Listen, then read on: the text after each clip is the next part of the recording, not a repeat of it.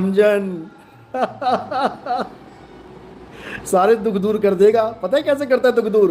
कहता ना रहेगा बांस ना बजेगी बांसुरी, शरीर में ही कष्ट है ना, ला तेरा शरीर ही खत्म कर देता हूं, खेल खत्म, पैसा हजम। समझो?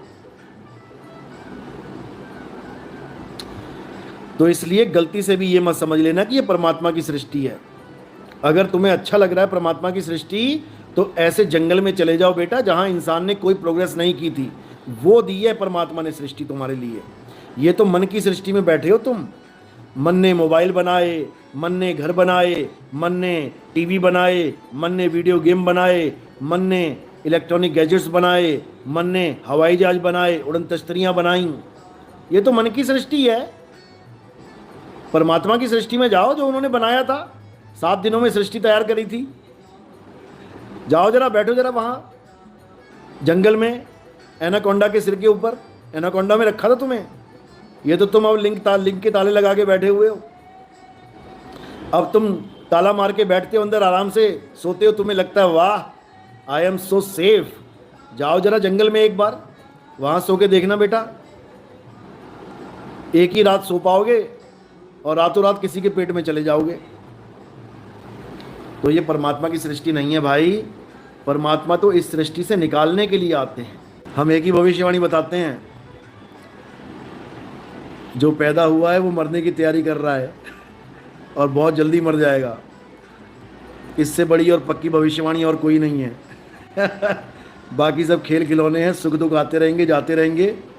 तुम्हारी मौत की डेट फिक्स हो चुकी है बेटा, उससे पहले इंतजाम कर लो, अटैची पैक कर लो और निकलो यहाँ से। नंबर लिख लीजिए आप, 95711 15000, 95711 15000। गुरु जी, गुरु पूर्णिमा का प्रोग्राम होगा जोधपुर में। जो भी आना चाहते हैं जोधपुर में रजिस्ट्रेशन करवा के आएँ, बिना रजिस्ट्रेशन के नहीं आना है। पूरा रजिस्ट्रेशन करवाइए, बताइए कितने लोग आने वाले हैं, और सबको वहाँ पे जब आप आएंगे तो पूरा अच्छे से आपका इंतज़ाम किया जाएगा। इसलिए रजिस्ट्रेशन कराना बहुत ज़रूरी है। आप नंबर लिख लें, रजिस्ट्रेशन कौन से नंबर पे होगा।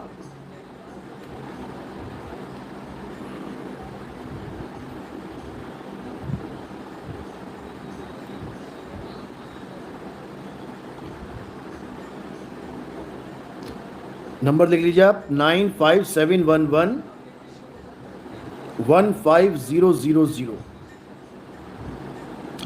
95711 15000।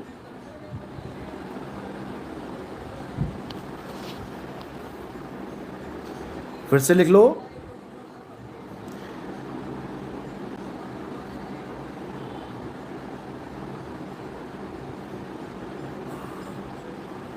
95711 15000।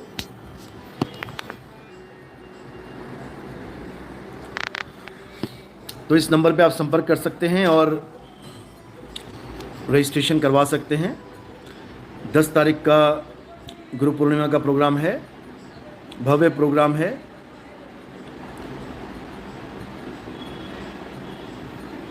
आप जरूर आइए। प्रेम तो इस दुनिया की सबसे बड़ी ताकत है। बिना प्रेम के आप कुछ प्राप्त ही नहीं कर सकते। जिन प्रेम किया तिन ही प्रभ पाया। आप दुनियावी रिश्ता भी बिना प्रेम के नहीं निभा सकते, आप परमात्मा से भी रिश्ता बिना प्रेम के नहीं बना सकते। तो प्रेम तो मूल है, किसी भी रिश्ते को बनाने में प्रेम मूल है। जहाँ प्रेम नहीं वहाँ कोई रिश्ता ही नहीं है, चाहे वो एक आम आदमी का हो चाहे वो एक परमात्मा से हो। बिना प्रेम के कोई रिश्ता नहीं बन सकता। ऐरी में तो प्रेम दीवानी मेरा दर्द न जाने कोई। तो प्रेम बहुत ऊंची चीज़ है भाई, प्रेम बहुत ऊंची चीज़ है।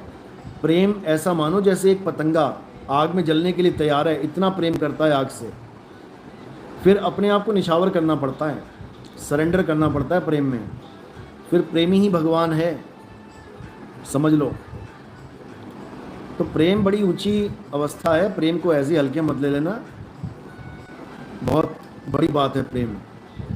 आजकल भूल जाओ कि किसी को किसी से प्रेम है। इसके ऊपर करेंगे कभी डिटेल में सत्संग।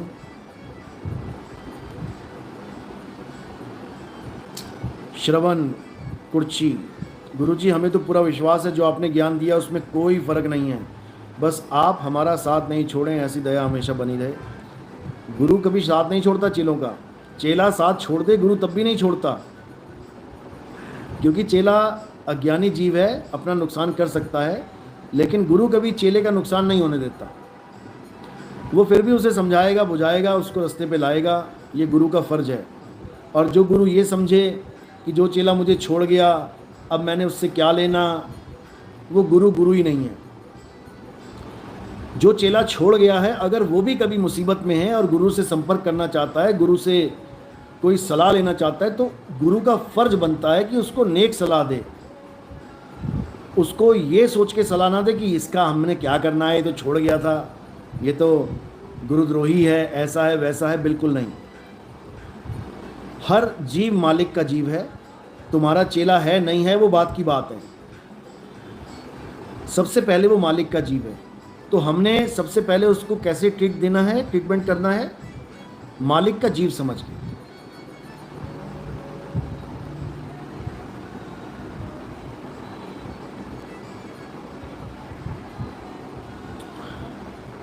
मोहन यादव, आजकल तो गुरुजी फायदे में लगे हुए हैं सारे। देखो फ़ायदा किसको अच्छा नहीं लगता, पहले ये समझ लो। फ़ायदा सबको अच्छा लगता है, लाभ सबको अच्छा लगता है, नुकसान किसी को अच्छा ही नहीं लगता।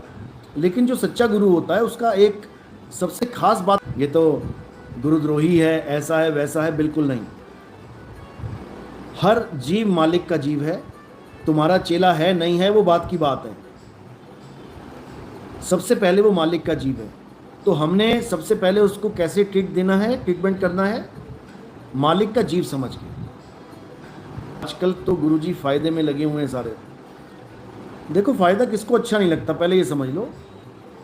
फ़ायदा सबको अच्छा लगता है, लाभ सबको अच्छा लगता है, नुकसान किसी को अच्छा ही नहीं लगता। लेकिन जो सच्चा गुरु होता है उसका एक सबसे खास बात क्या होती है कि वो नुकसान और फ़ायदे से ऊपर उठ चुका होता है। उसकी सबसे बड़ी पहचान यही है, वो कभी ना तो नुकसान में रह सकता है क्योंकि फ़ायदे की उसको आस नहीं है, और ना ही वो कभी फ़ायदे में रह सकता है क्योंकि फ़ायदे का उसने कभी सोचा ही नहीं, तो उसको ये भी नहीं पता होगा कि मुझे फ़ायदा भी हो रहा है कि नुकसान। यानी वो इन दोनों चीज़ों से ऊपर उठा होता है, उसको ना फ़ायदे से मतलब है ना नुकसान से। उसका एक ही काम है जो परमात्मा ने उसको काम सौंपा है। देखो लोग अपने नामों के आगे बड़ी बड़ी डिग्रियां लगाने में अपने आप को बड़ा मानते हैं, बड़ा समझते हैं। कोई महात्मा है अपने नाम के आगे लगा के बैठेगा 1008, कोई लगाएगा श्री 1008, कोई लगाएगा श्री श्री 1008। बताओ, ये इसी में खुश हैं, ये महाराज बनने में खुश हैं। कोई लगाएगा अपने नाम के आगे आचार्य, कोई अपने नाम के आगे लगाएगा महंत, कोई लगाएगा सतगुरु। चलो चेला लगा दे, समझ में आता है, चेला भाव में आके बाप भी कह सकता है, मेरा बाप मेरा गुरु कह सकता है, मेरा सतगुरु कह सकता है। लेकिन अपने आप अपने नाम के आगे कुछ लगाता है अगर कोई,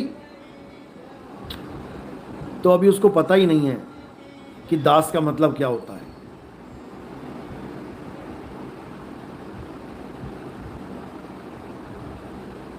समझ लो।